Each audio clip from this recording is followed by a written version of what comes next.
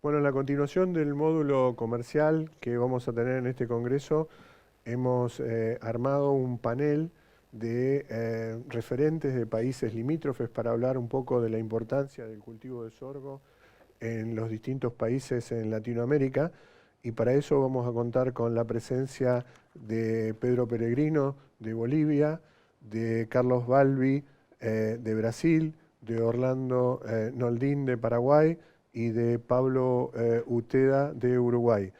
En la medida que ellos van a ir haciendo las presentaciones, yo les voy a ir introduciendo un poquito más y desde ya, por supuesto, que agradecerles la buena disposición para representar, digamos, o para presentar un panorama de cada uno de los países. Vamos a empezar por la situación de Bolivia, donde el que va a hacer la presentación es Pedro Peregrino. Pedro Peregrino es un experimentado productor de semillas, es el titular de una empresa que se llama Multiplicadora del Oriente, que está ubicada en Santa Cruz de la Sierra, y además es presidente de Asosemillas, que es la Asociación de Semilleros de Bolivia. Así que Pedro, muchas gracias por participar y miramos tu presentación cuando vos dispongas. Muy buenos días a todos. Primero, muchas gracias por la presentación, Carlos, y saludar a este importante grupo de profesionales de países vecinos. Y en principio saludar al comité organizador por este simposio internacional y de segundas conferencias internacionales sobre el tema de sorgo. Yo voy a hacer la presentación del sorgo en Bolivia. Si quieren, le podemos dar la pantalla de nuestra presentación. Bueno, voy a comentar el sorgo en Bolivia. Como le dijo Carlos, pertenezco a Asosemilla. Gracias por la invitación nuevamente. Y estas son las empresas afiliadas a nuestra asociación. Con referencia al tema, Bolivia, como todos conocemos, es un país que está en Sudamérica, que tiene un clima variado y distintas situaciones geográficas, como cordillera, altiplano, el Pantanal, la Amazonía y el Chaco, siendo uno de los países con mayor versatilidad de ambiente. Básicamente, el agronegocio en Bolivia se concentra en la parte oriental, vecinos con el Brasil, al este y al sur con Paraguay y Argentina. Ahí están las principales actividades agrícolas, ganaderas y forestales, ¿no? Donde se siembran los cultivos extensivos que ustedes están viendo ahí el detalle. Como área cultivada por departamento, Bolivia tiene 9 departamentos. El más importante de todos es Santa Cruz, que tiene 2.700.000 hectáreas en cultivos extensivos. Después lo sigue La Paz con 290.000 y Cochabamba con 207.000 hectáreas.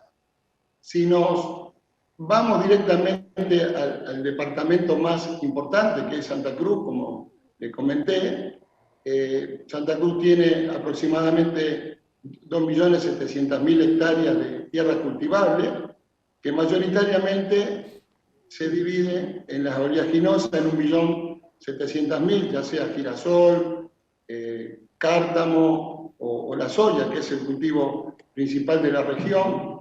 Y en cuanto a cereales, los cultivos más importantes son el sorgo, que ha tomado una relevancia importante, y el trigo y el maíz, que van casi de la mano.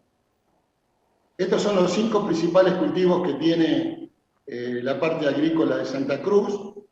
Ustedes están viendo ahí cuáles son año por año y las hectáreas sembradas de cada cultivo. La soya en campaña de verano e invierno supera el 1.300.000 hectáreas, siguiéndolo del sorgo, que fue la mayor siembra en el año 2020 con 503.000 hectáreas. Como le decía, el sorgo en Bolivia comenzó a partir de los años de la década del 70, ingresándolo como un cultivo para incorporarse a todo lo que sea la alimentación, la avicultura y la ganadería en general. es un cultivo que viene en franco crecimiento en el departamento de Santa Cruz y también en los departamentos del Beni y de Tarija, que se siembran menor producciones, pero también es algo relevante, ¿no? Ahí pueden ver el área de siembra. El sorgo en Bolivia se siembra en verano, muy parecido a las condiciones de Argentina, y en invierno. El área de verano fluctúa en estos últimos 5 años, en este último quinquenio, en unas 52.000 hectáreas aproximadamente, y que básicamente son cultivos que van una parte al grano y otra parte a lo que es forraje. También se hace forraje sobre los híbridos graníferos. Y este es el histórico de siembra de sorgo en invierno, que le decía que es la zona este, donde el cultivo compite con el girasol, con el trigo, en el mismo momento y en la misma zona. Acá hay un tema que veníamos en franco crecimiento hasta el año 2020, ustedes pueden ver las columnas cómo iban creciendo. Teníamos una estimación de 450.000 hectáreas para este invierno, pero lamentablemente para el cultivo, o para los que siembran sorgo, les llegó una noticia de que el girasol iba a tener un precio importante, lo mismo el trigo, el girasol con $350 la tonelada y el trigo con $335 que lo iba a pagar el Estado. Es así que pararon la siembra de sorgo y se estima que se han sembrado unas 345.000 hectáreas. Este es el histórico, resumiendo las dos planillas anteriores. En verano del año pasado 53.000 hectáreas y en invierno fue 450.000 hectáreas. ¿Cuáles son las épocas de siembra? Ustedes la están viendo. En invierno tenemos una ventana que va de marzo, abril y mayo, y en verano las siembras se ubican entre noviembre y diciembre. Estas son una serie de empresas semilleras que están presentes en Bolivia, la mayoría de ellas tal vez de origen argentino y hay algunas de origen americano. Y acá tenemos una torta donde podemos ver el porcentaje de los distintos tipos de híbrido. Mayoritariamente lo hacen los graníferos, después le siguen los hileros y en menor escala los forrajeros, y lo que es cobertura vendrían a ser los hijos de híbrido. Estos materiales se siembran en distintos tipos de suelo, eso es lo que tiene toda la zona de los campos de Bolivia, con una materia orgánica que va de 2% a campos que tienen menos de 1% de materia orgánica. Son suelos franco-arenosos, donde el cultivo a veces no puede expresar las mejores condiciones. En cuanto al promedio anual de precipitaciones, es muy variable. La zona este, que es la que está marcando las columnas con el marrón, donde se siembra más el área de sorgo en invierno, fíjense en que el promedio anual está cerca de los 1.000 milímetros, y la zona norte, que es una zona que se ubica al norte de la zona de Santa Cruz, con suelos limosos, como recién le comentaba, las lluvias son un poquito más fuertes, o más cantidad, perdón. Ya están en 1.200, 1.300 milímetros anuales. Y estas son las temperaturas que tenemos. Estamos en una zona subtropical. Fíjense en que el promedio anual de temperatura está cercano a 29 grados centígrados de máxima, con una mínima de 20% de mínima. Y bueno, este año ha ocurrido algo que yo en mis 26 años que vivo en Bolivia nunca lo he visto. He hablado con también personas que hace muchos más años que están en esta región, y bueno, ocurrió la helada, y ahí ustedes pueden ver la foto de la izquierda, donde agarró cultivos en plena floración. Se ha podido cosechar algo, muy poco, con una calidad muy baja, y otro cultivo que lo agarró en desarrollo vegetativo y lo quemó, es como si le hubieran pasado 4 litros de paraquat. Las enfermedades son las comunes que tienen los sorgos, principalmente una de las que más nos afecta es el ergo. Ahí se define si el híbrido continúa o no en el mercado. Y después, bueno, el otro importante plaga que tenemos es todo lo que sea la parte de cogollero, tenemos una presión muy alta. Y este año nos apareció, como ustedes también en Argentina, todo el tema del pulgón amarillo, ¿no? Pero hay bastantes productos que pueden trabajar sobre ello. ¿Dónde va ese grano? Bueno, a la alimentación de cerdo, de ganado y de pollos. Otro uso es la parte forrajera, que es principalmente la que se hace en verano, especialmente por todas las colonias menonas que tenemos al sur de Santa Cruz, ya sea en picado o en rollo, es el uso que le dan a los materiales para forraje. Ya les digo, utilizan materiales graníferos también para hacer este uso, o los doble propósito y seguramente los forrajeros.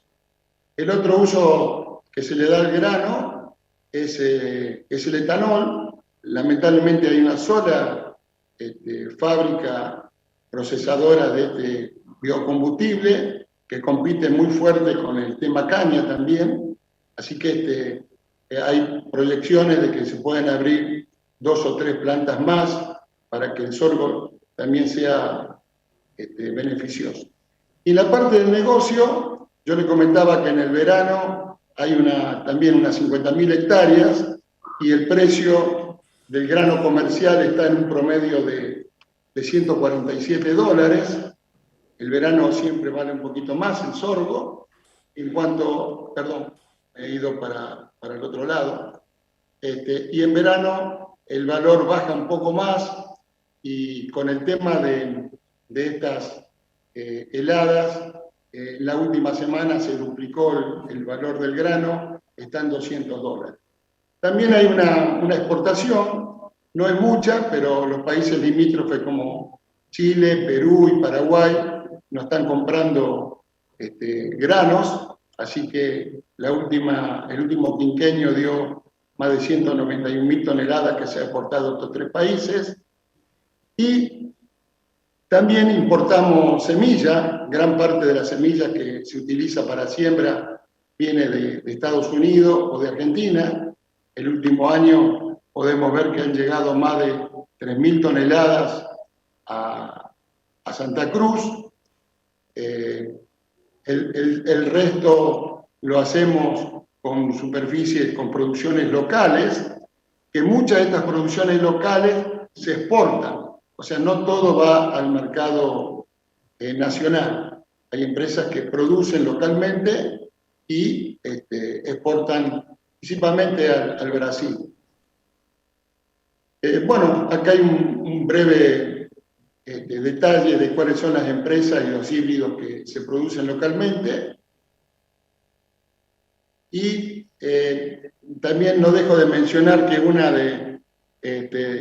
de las posibilidades, y muchas empresas que seguramente están escuchando esta disertación han venido a Bolivia a hacer semilla de sorgo en contraestación. Últimamente no se está haciendo, pero todo lo que fue la década del 90 y de 2000, muchas empresas vinieron a hacer producción, las condiciones son bien, buenas, y a su vez la cercanía del país hace que la semilla llegue más rápida a las plantas de clasificación que tienen los distintos semilleros.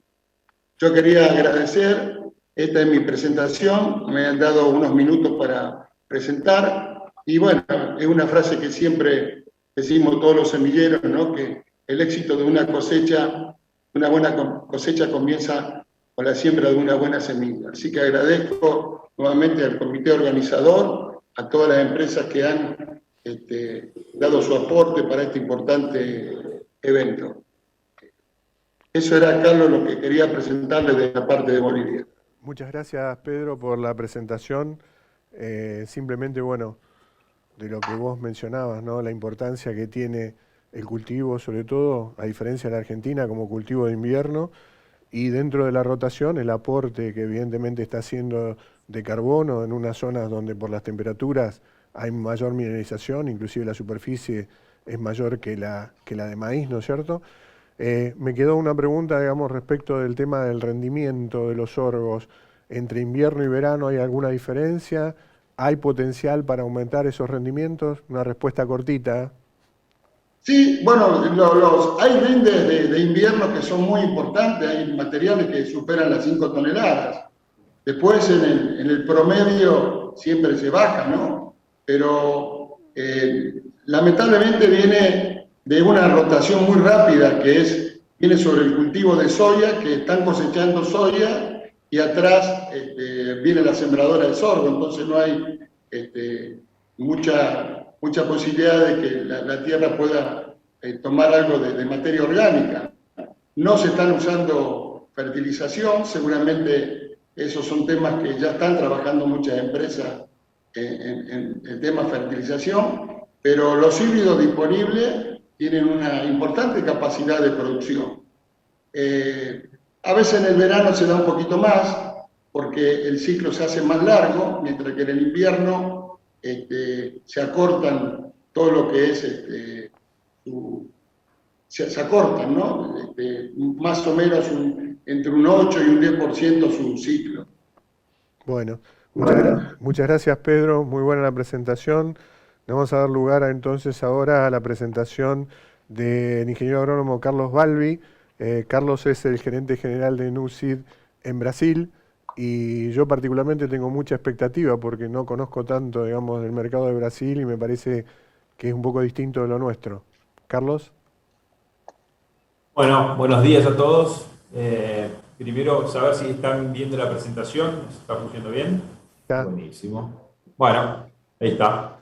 Bueno, buenos días a todos. Agradecer primero la invitación a hacer esta presentación. Un poco, bueno, voy a hablar del mercado brasilero, o cómo es el mercado de sorgo en Brasil. Soy argentino, digamos, eso queda medio claro, pero estuve en las anteriores ediciones ahí como participante, como auspiciante, como participaba en una empresa que era auspiciante, así que he estado presencialmente y es un orgullo estar acá dando esta charla. Estoy en Brasil hace algunos años ya, así que voy a comentar un poco del mercado brasilero y arrancando un poco la presentación. La idea de la presentación es, como decía Carlos, a veces lo que los argentinos conocemos de Brasil no es la parte del interior y la parte agrícola, entonces comentar un poco a dónde se produce en Brasil y cuáles son las expectativas que puede llegar a tener un cultivo en Brasil. Voy a hacer un poco de foco en el cerrado brasilero. El cerrado no es el bioma más conocido, ¿no? Se habla mucho de la Amazonia y voy a hablar un poco del cerrado, que es realmente donde se produce el sorgo en Brasil. Comentar brevemente cuál ha sido la evolución en los últimos años de la agricultura y a dónde se está creciendo y la relación que tiene el sorgo con eso. Cómo es soja y qué más, porque creo que los agricultores, los productores de casi todos nuestros países son principalmente productores de soja y el cultivo de sorgo en Brasil entra como una alternativa de complemento al cultivo de soja. Sería como una cosa del sorgo de invierno que estaba comentando recién.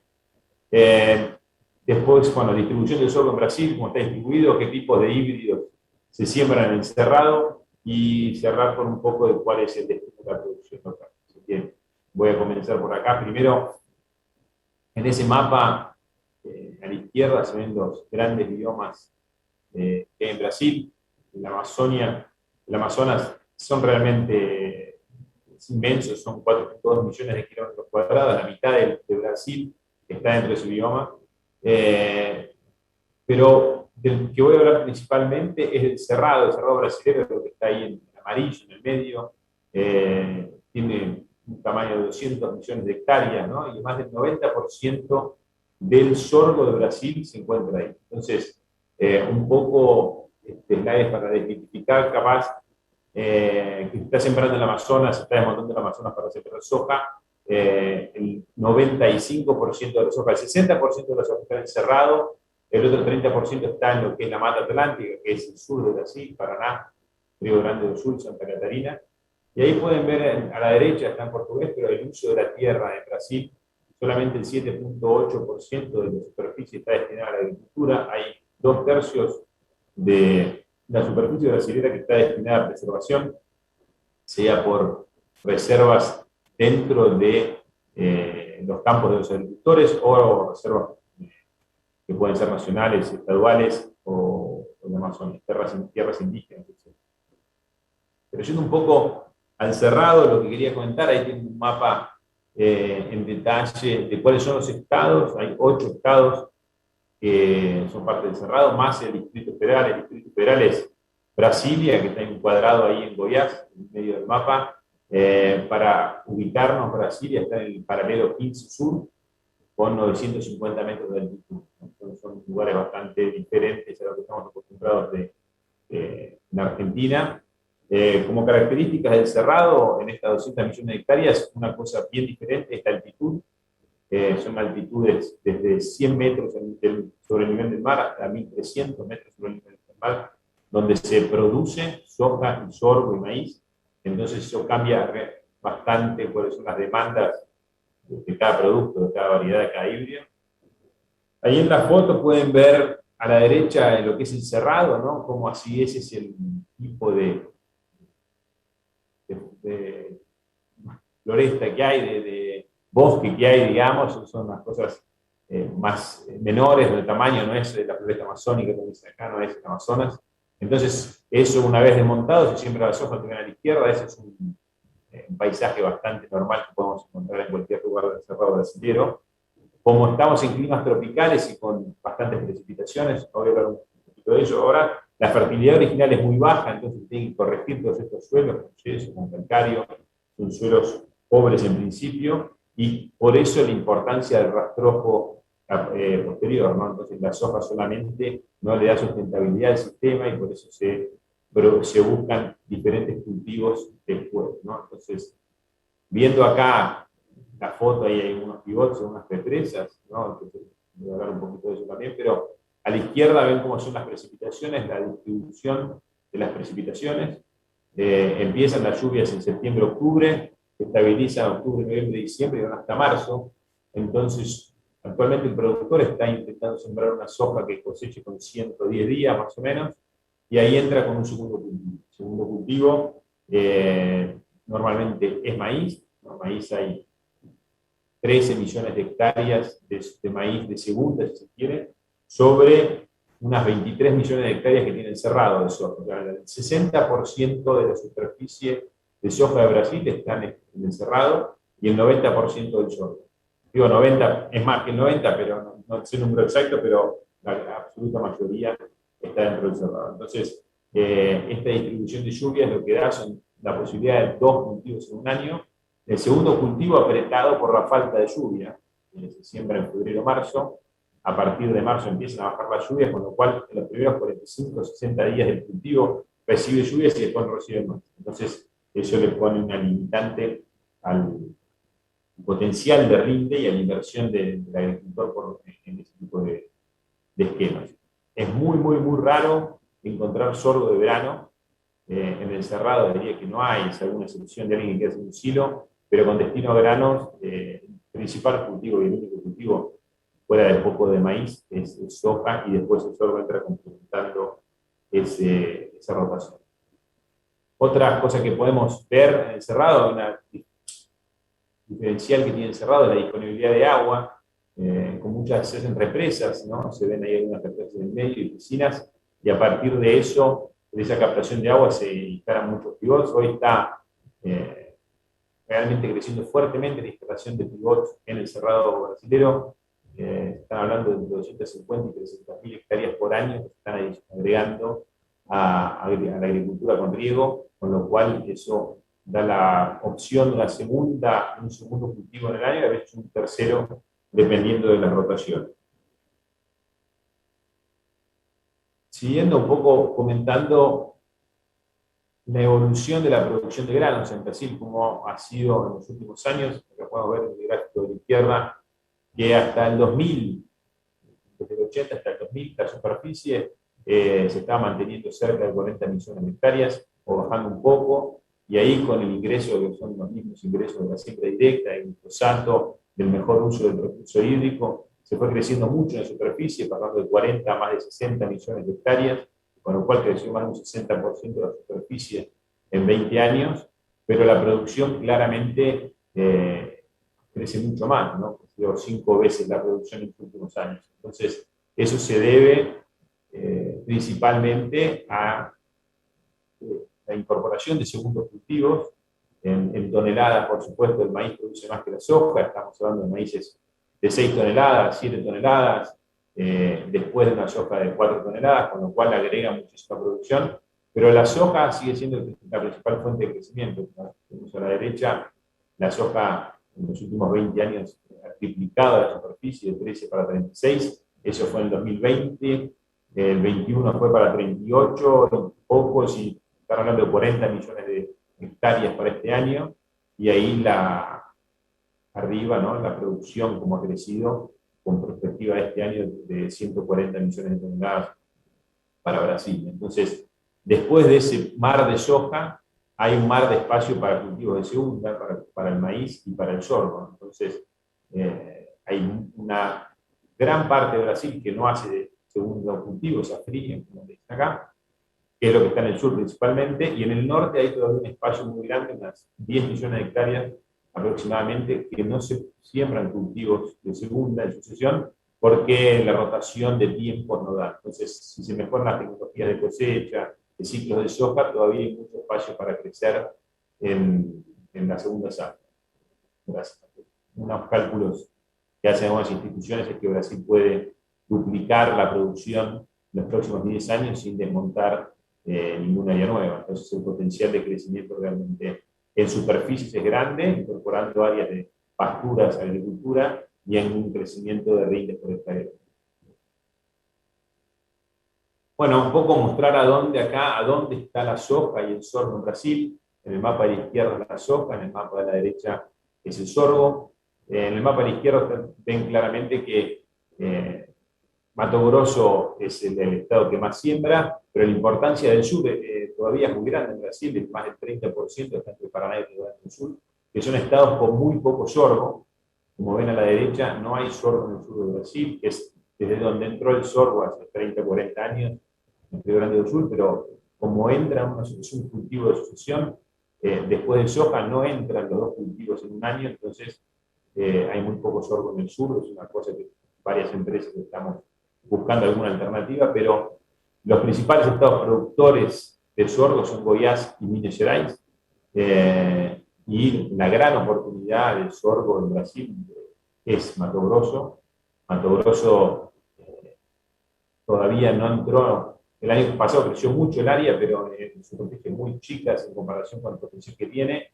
Hay unas 4 o 5 millones de hectáreas en Mato Grosso que no tienen maíz después de la soja, con lo cual el potencial que tiene el sorgo en Mato Grosso es muy grande, porque realmente el espacio de superficie es inmenso en Mato Grosso.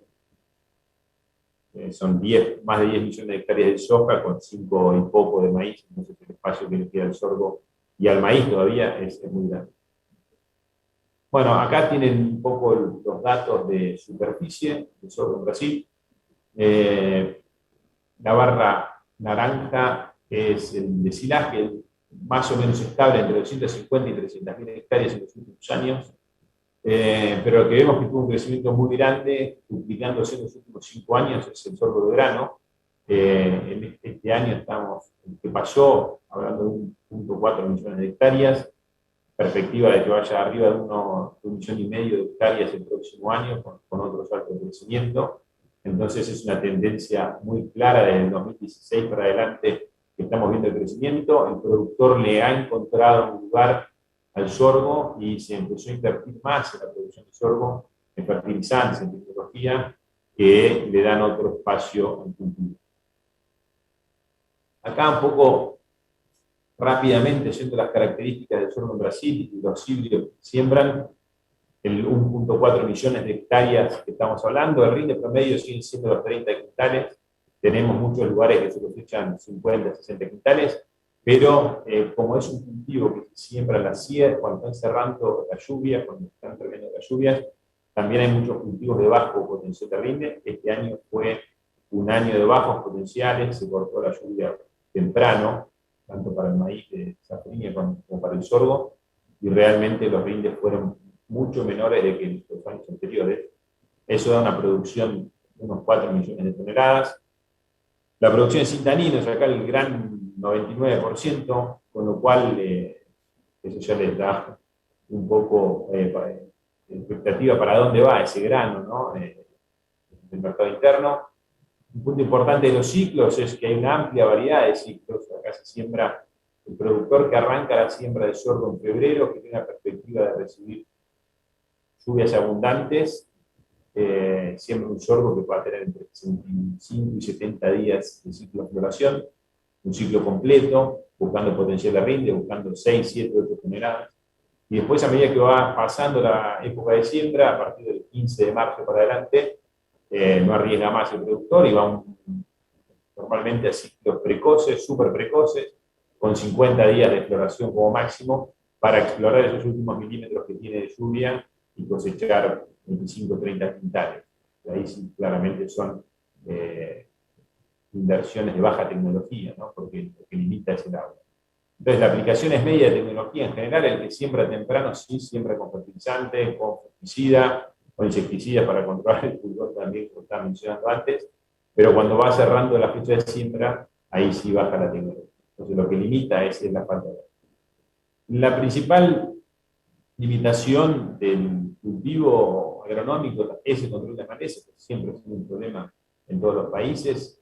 Las tecnologías de control de maleza se han atrasado en Brasil. El Seifner de semillas es una cosa que se empezó a usar el año pasado acá, con lo cual fue una revolución poder controlar malezas en sorgo, principalmente gramíneas. Pero bueno, hay empresas trabajando en nuevas alternativas, como se han incorporado tecnologías en otros países, así que en los próximos años imaginamos que vamos a tener esos productos disponibles acá y que esa limitación que tiene el cultivo del sorgo va a acabar. Y después, como último comentario, y relacionándolo con el próximo slide, es que hay un mercado comprador cada vez más firme, ¿no? La demanda es grande para el mercado local. Entonces, pasando acá a lo que son los usos de sorgo, como en todos los lugares, es un sustituto o un complemento del maíz en casi todos sus usos. Para comentar algunos datos de la producción, nosotros vemos que la producción de sorgo en Argentina creció mucho con base en la exportación, porque no habrá hablado de eso en otros paneles, pero la superficie creció, no es tanto mayor en Brasil que en Argentina. Lo que sí es mucho mayor en Brasil que en Argentina es el tamaño de los mercados. Estamos hablando que porcinos en Brasil, siendo todos sin taninos, terminan yendo para porcinos el sorgo y para aves. Porcinos 4.5 millones de toneladas, en Argentina la producción es 0.7, con lo cual es más de 6 veces la producción local. Exporta 1 millón de toneladas Brasil de carne porcina contra 0.7 millones de toneladas que produce Argentina. Entonces, la exportación es mayor que la producción local argentina, lo que da un volumen de consumo muy, muy grande. Lo mismo pasa en aves, la proporción es muy parecida, 14 millones de toneladas de producción contra 2 millones de toneladas de producción argentina. Entonces, de vuelta, 7 veces la cantidad de aves que pueden comer sorgo. Entonces, realmente el mercado local muy comprador. Lo mismo, por supuesto, termina también en lo que son los feedlots, 220 millones de cabezas tiene Brasil, una gran parte es extensiva, pero una gran parte también es intensiva, con lo cual el consumo de sorgo local, donde se produce, es muy, muy grande. Y no se exporta sorgo, el consumo local es muy, muy alto, con lo cual queda todo en el consumo interno. Con los precios de los commodities en los últimos meses, en los últimos 18 meses, más una devaluación local, el precio del maíz subió mucho. Entonces, como sustituto y para una búsqueda de bajar costos en la ración, el sorgo se ha buscado mucho, demanda muy fuerte interna del sorgo. La verdad es que da una perspectiva muy positiva para el próximo año. Entonces, era un poco lo que tenía para mostrar acá de Brasil. agradecerles a todos por el tiempo, por la invitación. Realmente, bueno, un orgullo estar acá. Ahí está mi mail y cualquier cosa, contacto, dudas que alguien pueda tener, me pongo a disposición para responder las consultas. Bueno, gracias Carlos, muy buena realmente la presentación. Bueno que hayas dejado tu dato de contacto, igual para comentarles también a la audiencia el tema de las preguntas. Va a haber, digamos, un lugar dentro de las páginas del Congreso para que puedan dirigir las preguntas que queden a los expositores y nosotros vamos a gestionar para que tengan la respuesta. Igual está muy bueno que tengan el contacto por ahí directo con alguno de los expositores. De lo que vos comentaste, la verdad es que es un poco la expectativa que teníamos del mensaje de ver un poco de Brasil. Lo que veo es que básicamente, a diferencia de la Argentina, es todo consumo interno, lo cual es muy importante. Y pedirte, digamos, también, yo no sé si entendí más o menos bien, pero ahí existe como alguna pequeña limitante desde el punto de vista de disponibilidad hídrica y del lugar del sorgo dentro de la rotación. Entonces, por ahí la perspectiva de aumento de sorgo en Brasil está más ligado a que se pueda sembrar dentro de las áreas esas que vos decías de Mato Grosso, ¿es más aumento de área que aumento de rinde o pueden ser las dos? Es más aumento de área sobre superficie de soja, ¿no? O sea, lo que el productor tendría que hacer es seguir buscando variedades de soja que liberen el lote en 100 días, en 110 días, y aumentar capacidad de siembra para no perder la ventana de siembra y aumentar capacidad de cosecha para cosechar lo más rápido posible. Ajustando esas tres cosas, el sorgo entraría en la misma hectárea que está la soja saliendo como un cultivo de segunda y bueno, hay una superficie de más o menos 10 millones de hectáreas donde se siembra soja y no tiene ningún cultivo en la secuencia. Abre una ventana enorme para el sorgo, porque el maíz está muy limitado por la parte hídrica, por la disponibilidad hídrica en esos mismos tiempos. Bien, la otra pregunta, ya un poco, no quiero casarte, pero el área, digamos, de demanda donde están las aves y los cerdos, ¿coincide con el área de siembra de sorgo o hay que moverlo un poco? Se va moviendo, la verdad es que en los últimos años las grandes empresas productoras de aves y cerdos están en el sur de Brasil, históricamente estuvieron en el sur de Brasil, siguen siendo los estados más productores, que no es donde está el sorgo, pero han ido subiendo y las grandes empresas que son, algunas las mismas que están ahí, subieron a Brasil, están en Mato Grosso y están en Goiás, que son las grandes áreas productoras de maíz, principalmente, que es el principal consumo de ellos, y después el sorgo. Bien, bueno, muchas gracias Carlos. Le daríamos lugar entonces ahora a la presentación de Paraguay. Es el ingeniero agrónomo doctor Orlando Noldín, él es director del Centro de Investigación del IPTA, que es el Instituto Paraguayo de Tecnología Agropecuaria. Orlando, cuando vos dispongas, miramos tu presentación, tus comentarios.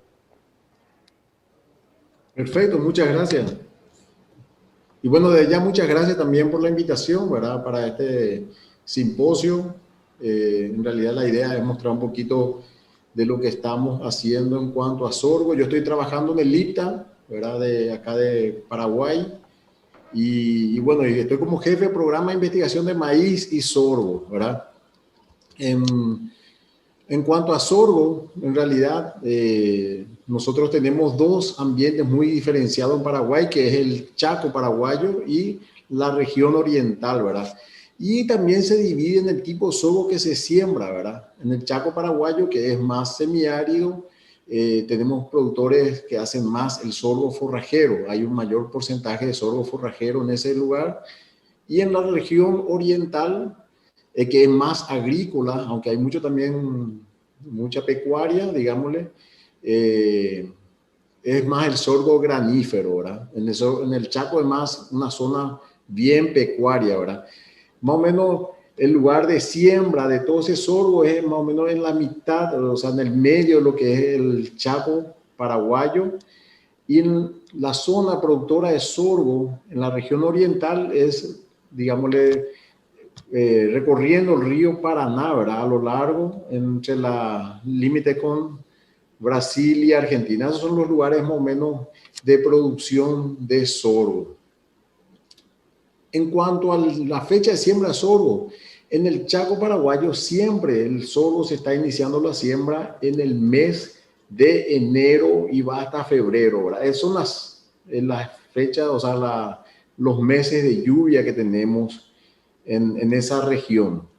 Mientras que en la región oriental, como es más agrícola, los periodos de lluvia comienzan más o menos a partir de agosto. El gran problema, como estaban comentando ya también el expositor que habló de Brasil y también de Bolivia, Pedro, es que nosotros el sorgo entra como un complemento después de la soja, ¿verdad? Por eso es que estoy poniendo los datos de enero a agosto, ¿verdad? Que entonces nosotros le llamamos sorgo de segunda o sorgo safriña, como le dicen los brasileños, que también es muy conocido en nuestro país, ¿verdad? Entonces, más o menos se siembran al final en la misma fecha, aunque en la región oriental puede sembrarse mucho más temprano, ¿verdad? Y coincide también con la siembra del maíz. En el caso de la región oriental se siembra maíz, mucho más maíz, pero en la región occidental, que es el Chaco, es menos la producción de maíz. Y ahora estamos viendo cuál es, digámosle, cómo fue avanzando la producción de sorgo en Paraguay, ¿verdad? Ustedes pueden ver que allá por el año 2010 hizo digámosle, un repunte esa producción, y eso se debió a que mucha de la soja que producen los productores, que casi un 85%, esa siembra pasó para el mes de septiembre y eran sojas que se cosechaban en el mes de enero, y entonces ahí entraba bien la producción de sorgo en nuestro país, ¿verdad? Entonces ese fue lo que le dio el impacto, digámosle, del salto de la producción de sorgo, bueno, tanto granífero como forrajero también, ¿verdad? Porque los dos se sembraron en esa época, ¿verdad? En cuanto a la exportación, ustedes pueden ver que en un momento dado, en el 2014, fue buena, con 27.000 toneladas, pero eso fue disminuyendo, ¿verdad? Y ahora están en torno a las 10.000 toneladas de exportación. Yo me olvidé recalcar que el sorgo, bueno, en el caso de maíz, más o menos tenemos 800.000 hectáreas en Paraguay, ¿verdad? Sin embargo, sorgo tenemos, vamos a ver ahora, tenemos un 5% de esa superficie, ¿verdad? En cuanto a cantidad de materiales que hemos evaluado a través de los años, ustedes pueden ver que va del 95, digámosle, para adelante. En el caso de sorgo granífero tenemos máximo, llegamos a tener 17 materiales en evaluación. Y bueno, en el caso de sorgo forrajero siempre fueron menos, ¿verdad? Aunque hubo en el año 2010, hubo un repunte, como ustedes pueden ver, y fue debido a eso que yo le comenté, ¿verdad? Que hubo una alta producción, alta cantidad de superficie de sorgo debido a que la siembra de soja se movió de lo normalmente que se hacía, que era noviembre, se movió, toda esa siembra se movió a septiembre. Entonces ahí entró muy bien el tema de los sorgos, ¿verdad? En cuanto a las empresas que más están trayendo semillas, ustedes pueden ver ahí que están la Advanta, es la que está liderando, ¿verdad? Y después están las otras empresas que creo que también están en todos los otros países limítrofes. O sea, en cuanto a materiales genéticos, nosotros en Paraguay no se hace investigación para obtener semilla, ¿verdad? Toda la semilla viene tanto de Brasil, Argentina, y ahora está comenzando también una gran parte a venir de Bolivia, ¿verdad? Como lo comentó Pedro, ¿verdad? Entonces, toda la parte de producción de semilla es de afuera. Nosotros en Paraguay no tenemos empresas productoras de mejoramiento genético de sorgo, ni tampoco productoras de semillas. Y así para pasar rápidamente, quería mostrarles una lista de lo que me acaban de enviar la gente del SENAVE, ¿verdad? Que es la que controla la parte de semillas. Ustedes pueden ver, hay materiales que entran un año, que van saliendo otro año, ¿verdad? Y hay materiales como el ADB 114 que se mantiene durante varios años. Ustedes pueden ver que en el último 2021 solamente se solicitaron 150 bolsas hasta el momento, o sea, kilos, disculpen, y es debido a que en realidad ese es para una pequeña producción en zafra, que va a comenzar, que comienza ahora en septiembre, ¿verdad? Pero el resto va a venir después, la gran solicitud y importación viene comienza a partir de noviembre, diciembre, para que pueda sembrarse en el mes de enero, febrero, estos materiales. Lo ideal está en el mes de enero para evitar entrar en el mes de febrero y que tengamos problemas de helada, como ya lo había mencionado también Pedro, ¿verdad? Que este año también sufrimos una fuerte helada, pero gracias a que se fueron sembrando un poquito más temprano, no tuvimos un impacto muy serio todavía en cuanto a la producción de sorgo. Aquí continúan los materiales, ¿verdad? Las diferentes empresas. Quiero recalcar que la mayoría de estos materiales, el productor prefiere materiales precoces a intermedios, ¿verdad? Sobre todo por el tema de las siembras tardías, ¿verdad? Y bueno, uno de los grandes problemas con estas siembras de safriña, ¿verdad? Sobre todo si se le siembra una siembra de safriña un poquito tardía, son el problema de clavicet, nosotros también le llamamos jugo azucarado, ¿verdad? Entonces, en el caso de sorgo granífero es un problema en algunos casos serio, ¿verdad? Si le agarra unas condiciones propicias y se hace una siembra un poco tardía ya de safriña, puede crear bastante problema. Y eso lo estuvimos observando nosotros este año en nuestros ensayos que acabamos de cosechar hace 20 días atrás, ¿verdad?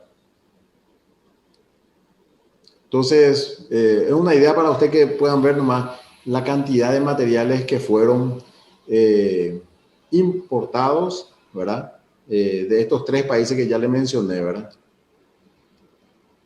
¿Cuáles son los rendimientos promedio a través de los años en nuestros ensayos del programa de investigación, ¿verdad?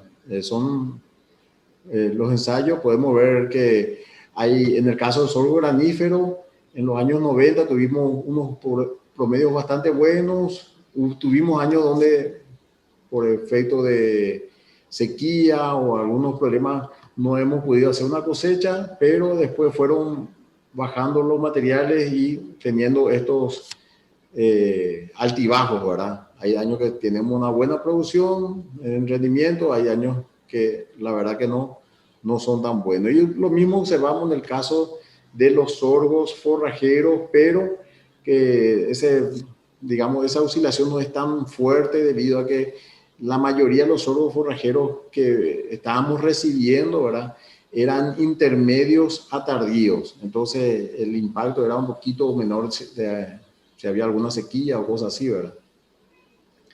Quiero recalcar también que como los últimos 4 o 5 años, nuestras siembras de los ensayos lo estamos haciendo muy tardío, o sea, en safriña. Antes lo hacíamos en zafra, la siembra. ¿Por qué? Porque las empresas nos enviaban los materiales ya bien temprano, entonces nosotros preparábamos, sembrábamos en el mes de septiembre, pero hace 4 años atrás, más o menos 5, también el tema de la producción de semillas de las empresas privadas que enviaban de afuera se fue modificando, entonces todas las semillas empezamos a recibirla en el mes de diciembre y eso también un poco que cambia un poquito nuestra fecha de siembra de los ensayos, ¿verdad? Más bien por eso, ¿verdad? Esperando las semillas de la empresa privada que nos iban solicitando si podíamos esperarle, ¿verdad?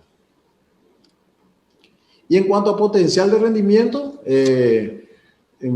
durante todos estos años podemos ver ahí lo que sucede con los ensayos de sorgo forrajero, ¿verdad? Estos son ensayos nuestros del programa, ¿verdad?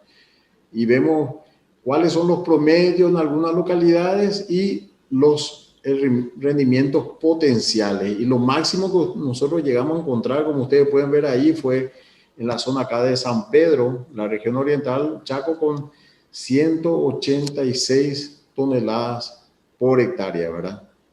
Y bueno, en el resto está algunos menos, ¿verdad? Mucho menos, como en el caso de San Juan y de Tomás Romero Pereira, que no llegaron a las 80 toneladas.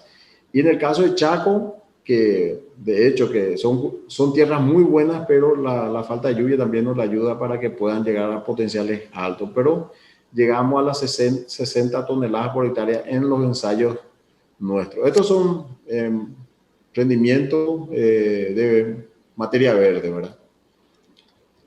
Mientras que en los ensayos graníferos, en esos años, ¿verdad?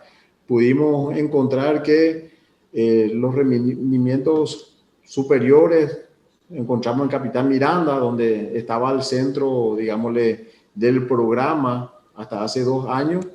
Y bueno, encontramos también rendimientos bastante interesantes en el Chaco y en la región, en Choré, que es en la zona norte, ¿verdad? Hay que recalcar que en el Chaco, más o menos, un 20-25% es la diferencia que hay entre sorgo forrajero y sorgo granífero. Entonces hay mucho más cantidad, 75% más o menos de sorgo forrajero y un 25% sorgo granífero.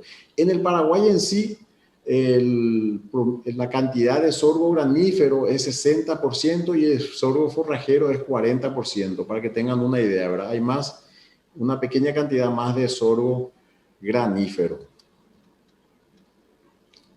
Entonces, la idea mía era presentarle un poco cómo está actualmente el cultivo de sorgo en nuestro país, las principales limitantes que tenemos en cuanto a sorgo en el Paraguay, en cuanto a insectos, son digámosle, la Asphodoptera, ¿verdad?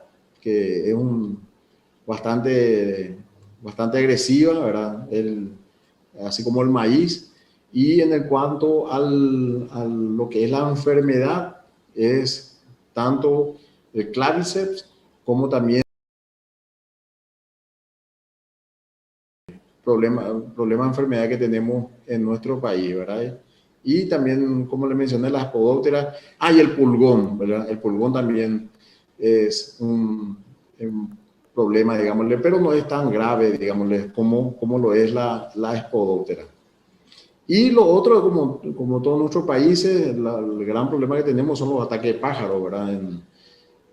Aunque en el caso del Chaco podemos conseguir un buen rendimiento, el gran problema nuestro es el ataque de pájaro. Se intentó con el tema tanino, digámosle, buscar una solución, pero no avanzó mucho, lastimosamente, por el manejo que tiene el tanino, ¿verdad? Hay muchas empresas que no quieren procesar ese tanino debido al tipo de manejo que tiene este tipo de tecnología, ¿verdad? Entonces, la idea con esto era presentarle un poco cómo está este cultivo en Paraguay, ¿verdad? Y sujeto a la pregunta que ustedes quieran hacer. Bueno, muchas gracias por la presentación, Orlando. La verdad que también muy interesante de ver cómo incluyen el sorgo contra la rotación. Se me ocurre, mirando lo que vos presentabas, el potencial evidentemente está, pero hay algunas limitantes porque dentro de la rotación, vos lo mencionabas, va atrás de la soja y hay un periodo relativamente corto, después ya entras en un poco más de riesgo, sobre todo de bajas temperaturas, que sin ser heladas provoquen el clavíceps o el ergot, como nosotros por ahí lo conocemos. Sé que hace 2 años, por ejemplo, hubo un problema importante referido a esto. Estaba mirando los datos de rendimiento que hay en Paraguay. Se me ocurre que tal vez uno de los desafíos, más que ir a buscar el techo de rendimiento, sería lograr una estabilización de esos rindes. ¿Cómo lo ves vos, digamos, debido a que tenemos una fecha siempre, dependemos de que llueva o que no llueva ese año, o hay otras cosas que se pueden hacer para estabilizar los rindes ahí en Paraguay? Más va por el tema de lluvia, ¿verdad? Más va por el tema de lluvia y porque sobre todo porque se siembran épocas muy, como usted dice, digamos, después la soja, se tiene que esperar la soja y tiene que buscarse un momento ahí adecuado y a veces ese momento no es el mejor porque es el momento de mayor problemas de sequía, ¿verdad? Que en los meses de enero, febrero hay muchos problemas de sequía y una temperatura bastante alta, entonces más bien por ahí. Hay otros, como somos un país más bien agrícola, disculpen, maicero en el sentido que a los productores les gusta más hacer el maíz que el sorgo, entonces muchas veces tienden a hacer algunos manejos similares en los dos cultivos, lo cual es contraproducente, ¿verdad? Por ejemplo, a veces, como están comentando los colegas, que aquí justamente estoy mostrando, los principales problemas tienen que a veces siembran como si fuese el maíz, ¿verdad? La profundidad de maíz, que son 4 o 5 centímetros de altura y con algunas condiciones eso le juega un mal, una mala siembra, ¿verdad? Entonces, de ahí vienen algunos problemas también en cuanto a manejo por parte de los productores que realmente son mucho más conocidos en cuanto al maíz que en cuanto a sorgo. Bien, bueno, muchas gracias Orlando. Le daríamos entonces lugar a la exposición que va a hacer por Uruguay el ingeniero Pablo Uteda. Pablo es egresado de la Universidad de la República, es presidente de Lebu, que es una empresa muy tradicional de ahí de Uruguay, y bueno, es un amigo de muchos años, así que Pablo, cuando quieras, estamos para escuchar tu presentación. Bueno, buenos días. Agradezco a la organización del simposio haberme invitado. Mis saludos a los colegas del panel. Y bueno, mi nombre es Pablo Uteda. Soy socio, como decía Carlitos, de IPB Semillas de Uruguay, de USRL. Tenemos más de 33 años en el negocio de maíz, sorgo, mejoramiento, producción, importación y exportación de semillas de maíz, de sorgo, de girasol en su momento, cuando se sembraba en Uruguay, ahora se está volviendo a sembrar, de colza y de forrajeras de clima templado. Desde el 2014, a su vez, somos socios estratégicos y distribuidores de semillas de colza y de sorgo de Nucid en Uruguay. Y bueno, somos cultores del cultivo de sorgo hace muchos años. Mi presentación va a ser un breve repaso de lo que fue la historia del sorgo en Uruguay, un análisis de lo que sucedió en los últimos 10 años, una foto de lo que es la situación actual del cultivo de sorgo y, como dice el título de la presentación, los principales desafíos y oportunidades que tiene el cultivo de sorgo en el Uruguay para el futuro. La evolución del cultivo de sorgo en el Uruguay. A partir de la década del 70, como en todos nuestros países, aparecen en Uruguay los primeros híbridos de sorgo para grano, y rápidamente se expande el área llegando a sembrarse más de 100.000 hectáreas, principalmente con destinos al mercado interno y exportación. En aquel momento nuestro principal comprador era Taiwán y realmente llevaba todo lo que producíamos. Inmediatamente aparecen los cruzamientos forrajeros, bicolor por sudaniensis o multicorte, que toman un área muy importante en la producción del forraje y los verdeos de verano. En la primera década, por allá por el 2000, en la primera década del siglo actual, aparecen los primeros sorgosileros y azucarados, doble propósitos indeterminados y BMR tanto para silo como para pastoreo. También rápidamente toman un lugar importante y preponderante en el mercado de sorgos para producción de forraje en Uruguay. A partir de 2008 se firma en Uruguay, por ahí por 2007, 2008, en 2008 se concreta la obligatoriedad de incluir hasta un 5% de biocombustibles en las mezclas de combustibles fósiles en Uruguay, y se comienza el procesamiento de sorgo graníferos para producción de alcohol. Básicamente se utilizan sorgo graníferos para producción de alcohol, también se hicieron intentos de industrializar sorgos azucarados para producción de alcohol, pero con menos éxito. Principalmente el sorgo en sus múltiples variantes ha sido una palanca fundamental en el desarrollo del modelo lechero uruguayo y de la ganadería intensiva, llegando a ocupar un área de más de 500.000 hectáreas en los años de mayor siembra entre 2010 y 2012. Cuando me refiero a sorgo, me refiero tanto a sorgo graníferos, doble propósito, como sorgos para producción de fibra, para pastoreo y silo. Y cuando digo el modelo uruguayo, digo que Uruguay es un país con una variabilidad climática muy fuerte, y el modelo de producción lechera uruguayo es un modelo que se sustenta entre un 40 y un 50% en reservas, y el resto en pastoreo directo de pasturas sembradas. La evolución de la semilla de sorgo importada y producida en Uruguay, como vemos, hasta el 2013-2014 estábamos esto está en toneladas, en unas 7.000 toneladas, 7.500 toneladas, y vemos un declive a partir de 2015-2016. Esto es producto de ni más ni menos que la baja de precio de los commodities agrícolas. Uruguay es un país ganadero agrícola o agrícola ganadero de acuerdo al precio de la relación del precio de los cereales y el precio de la carne y de los productos lácteos. Hasta 2015, 2014, 2015, que se termina el ciclo del superprecio de los productos agrícolas, la agricultura avanza sobre las regiones más ganaderas.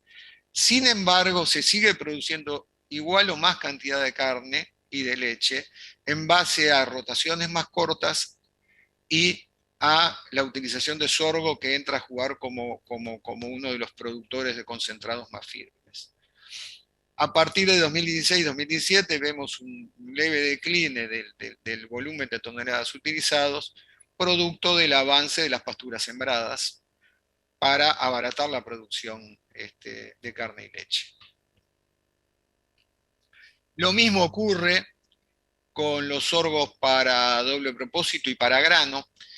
Cuando yo me refiero, estos datos son sacados de información de las estadísticas de INASE Uruguay. INASE Uruguay recibe la declaración jurada de movimiento de semillas de Uruguay 2 veces al año y publica las estadísticas. En el caso de sorgo, divide los sorgos que ingresan o que se producen en Uruguay entre sorgos bicolor por bicolor, bicolor por sudañensis, bicolor por sacaratum, y es ahí que nosotros, las empresas y los que trabajamos nos gustan los números, hacemos la separación entre dos grandes grupos: los doble propósitos o sorgos para grano, doble propósito, grano y silo, y los productores de fibra para silo y para pastoreo directo. En este caso me refiero a lo que es bicolor, para grano y para silo planta entera o grano húmedo, y vemos lo mismo, vemos la curva hasta 2014 con una siembra fuerte de hasta 250, estos son miles de hectáreas, 250.000 hectáreas, para lo que es ganadería y lechería, y a partir de 2015 avanza el área de pasturas y disminuye el área de sorgo. Pero podemos decir que estamos en el eje de entre casi 150.000 hectáreas promedio de siembra de este tipo de sorgo: color, doble propósito y grano. Lo mismo para los sorgos de producción de fibra, tanto para silo como para pastoreo. Vemos una tendencia similar, pero bastante más estable. Podemos decir que nunca se siembran menos de 150.000 hectáreas de sorgo para pastoreo y silo de planta entera de fibra en Uruguay, y es una constante bastante firme, porque cubre muy bien el periodo de sequía estival, el periodo de verano, que en Uruguay es seco. La situación actual es una foto de lo que se sembró en 2020 y terminó en 2021.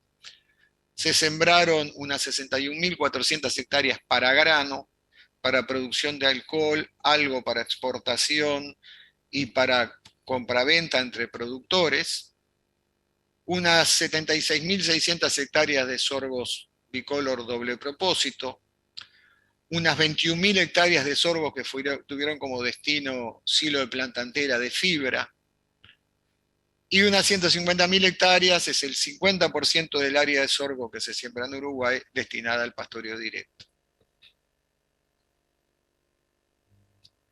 Los usos o los destinos de estos sorgos, los planes de siembra para la producción de alcohol, básicamente sorgos de bajo contenido de tanino, la avicultura y la suinicultura, sorgos para grano rojo y blancos sin taninos.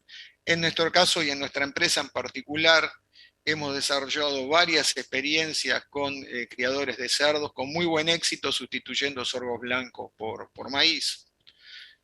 Fundamentalmente los feedlots y la semiestabulación de sorgos con y sin taninos. Como decía hoy, Uruguay es un país ganadero agrícola, ganadero, pero definitivamente la combinación o la convivencia de la ganadería y la agricultura dentro de los establecimientos es un hecho de la realidad, y se utiliza muchísimo animales que están pastoreando los recortes, las áreas de desperdicio de las áreas agrícolas, y se los estabula todos los días, se los raciona en una alimentación mixta.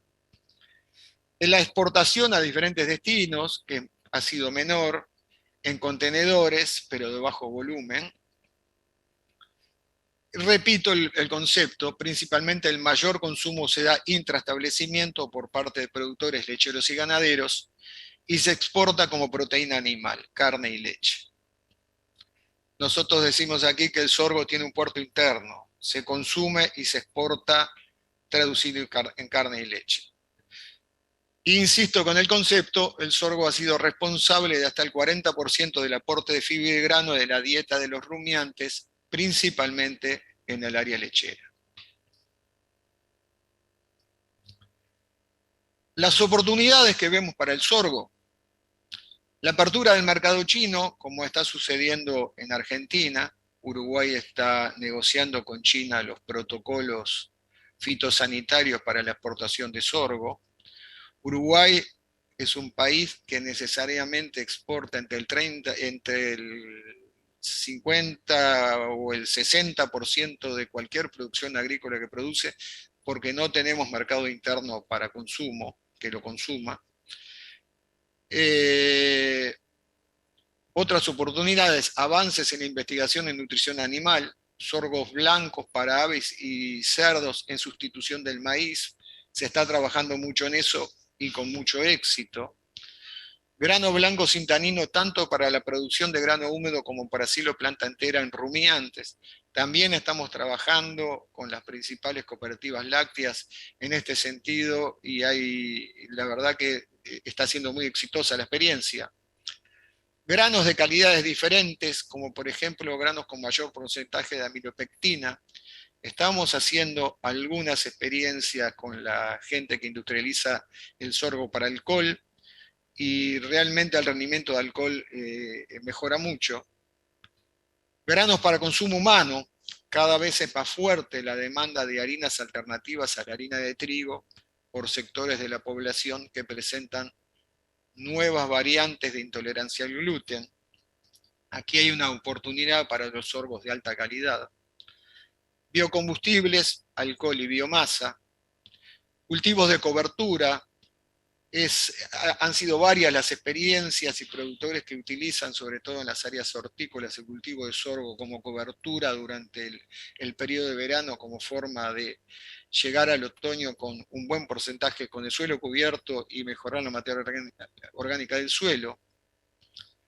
La asociación con la investigación en biotecnología aplicada a bioestimulantes y promotores radiculares que mejoran la instalación del cultivo y estabilizan los rendimientos aún en regiones marginales.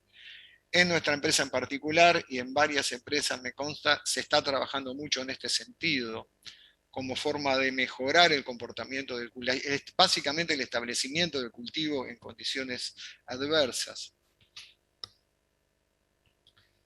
Yo no sé si esto es una oportunidad, un desafío o una acción del Uruguay, pero el 21 de agosto de 2008 se firma el decreto 405.008, donde se decreta la obligatoriedad de la presentación de planes de uso y manejo responsable del suelo ante el Ministerio de Ganadería, Agricultura y Pesca. Quien presenta los planes debe ser un ingeniero agrónomo habilitado, que previamente haya hecho los cursos. Se declara y monitorea el cumplimiento del 100% de las chacras.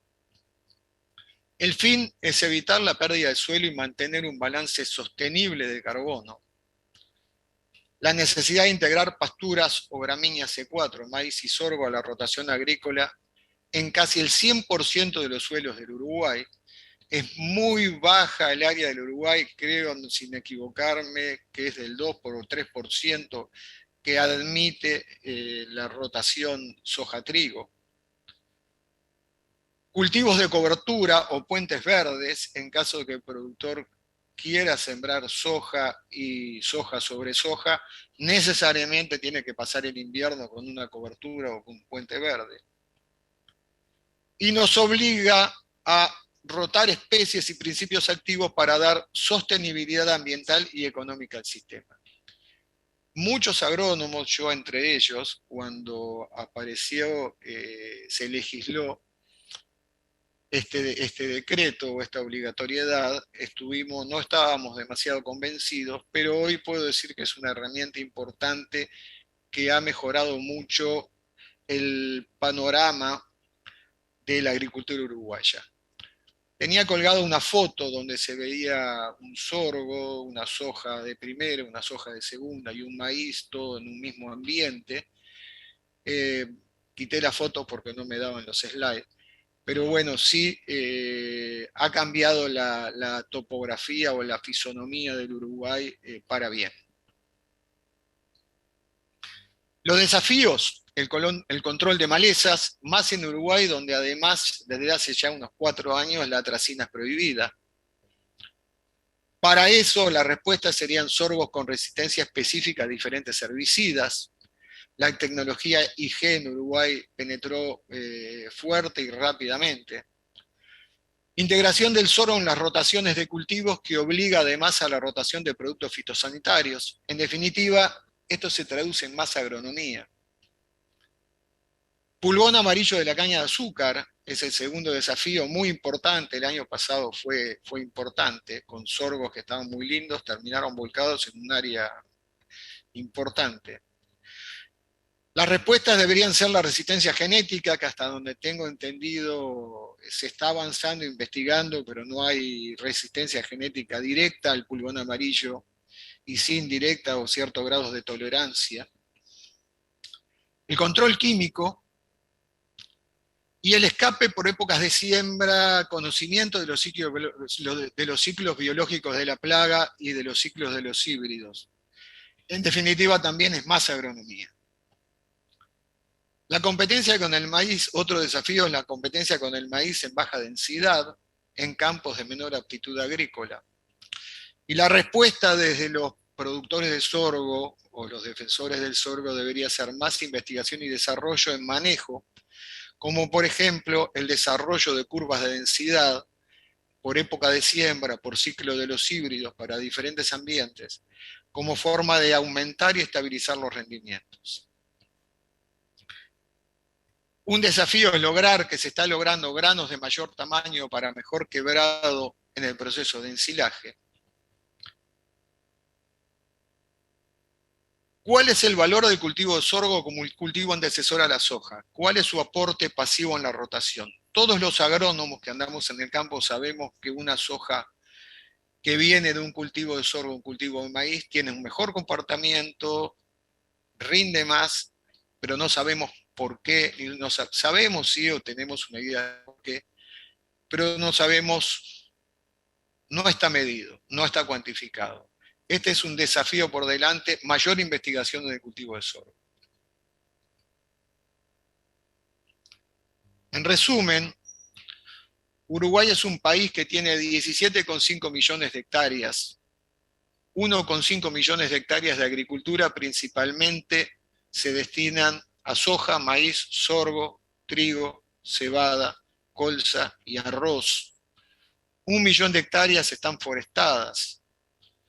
1 millón de hectáreas están anualmente en rotación con pasturas y verdeos. Uruguay es un país, como dijera, o como nos definió un investigador neozelandés allá por los años 70 del siglo pasado. Uruguay es un país seco donde llueve mucho y nunca sabemos cuánto. En Uruguay llueven entre 1.200 milímetros con las costas, contra Argentina hasta 1.500 milímetros contra Brasil, pero podemos tener una sequía en otoño, invierno, en primavera y en verano, y pueden llover como llovieron anoche 40 milímetros en una hora o 50 milímetros en cualquier momento. Resumiendo, tenemos 14 millones de hectáreas de campo natural con una gran proporción aptos para la siembra de sorgo, cosa que es una oportunidad para el cultivo de sorgo. Como segundo resumen, y ante un escenario de cambio climático, reforzamos nuestra creencia personal y de empresa de que el sorgo, por sus características intrínsecas de requerir menos cantidad de agua para producir biomasa, sigue siendo uno de los principales cultivos del futuro, y digo yo que mejor se adaptan al Uruguay. Terminando, mis datos personales los pasé, los tiene la organización. Muchas gracias. Bueno, muchas gracias, Pablo, realmente muy completo, muy lindo. Yo estaba esperando la última donde decía que es un país seco donde llueve mucho, porque ya lo había visto y realmente un poco pinta eso. Quiero agradecer también a la Asociación Uruguaya de Siembra Directa, porque en realidad cuando nosotros nos contactamos con ellos y ellos fueron los que te sugirieron a vos como orador. Muy acertada, AUCID entonces, con la designación de Pablo. Para hacerte una preguntita, nada más que para cerrar, también veo que en general vos decís, Uruguay es un país donde transforma mucho, es exportador de alimentos y transforma mucho el sorgo en carne, no es un gran exportador de sorgo hoy. Entonces, ante las variaciones de precios, es una pregunta así, a ver qué opinás vos, ante las variaciones de precios de los commodities, cuando los commodities están altos, ¿es bueno para el sorgo o no? Porque empieza a ser caro para la producción de carne. Y cuando los commodities están bajos, transformarlo en carne es más conveniente. ¿Cómo lo ves vos?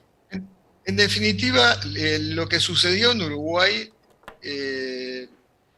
o lo que sucede, es que cada vez que suben o aumenta el valor de los commodities, se termina produciendo más carne y termina aumentando la producción de leche. Lo que hay es una retracción del área de pasturas y de verdeos, y bueno, y el sorgo y los maíces entran, o las cebadas forrajeras entran como cultivos de apoyo a la producción ganadera y lechera, y se produce más en base a concentrados, baja la proporción de pasturas al total de la dieta de los rumiantes y aumenta la proporción de concentrados o de reservas. Entonces, aumenta la siembra de sorgo. Bien.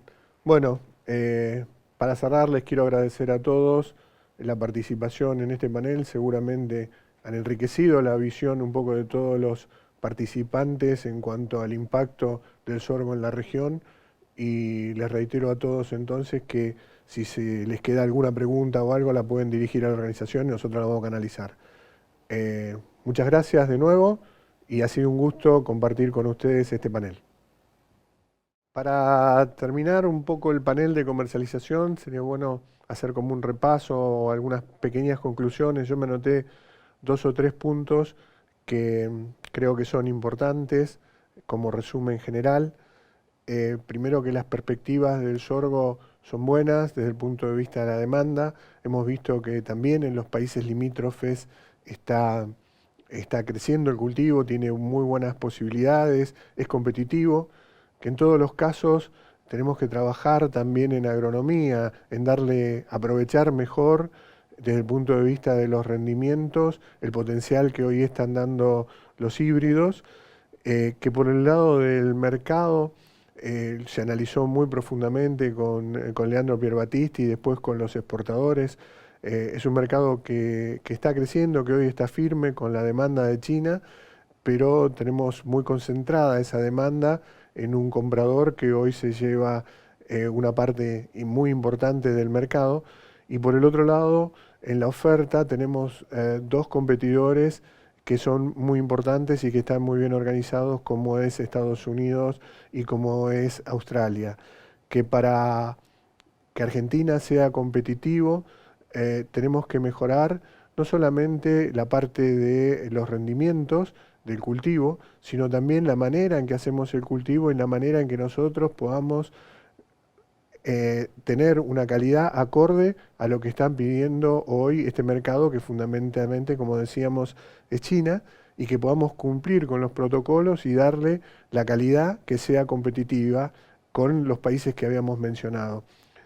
Para esto tenemos que trabajar mucho entre los productores, los exportadores, los acopiadores y ponernos todos de acuerdo en la manera en que vamos a poder ofrecer este producto que, si bien sigue teniendo volumen, no es un commodity típico como lo puede ser el maíz o soja, sino que requiere algún protocolo de calidad, y para eso tenemos que organizarnos.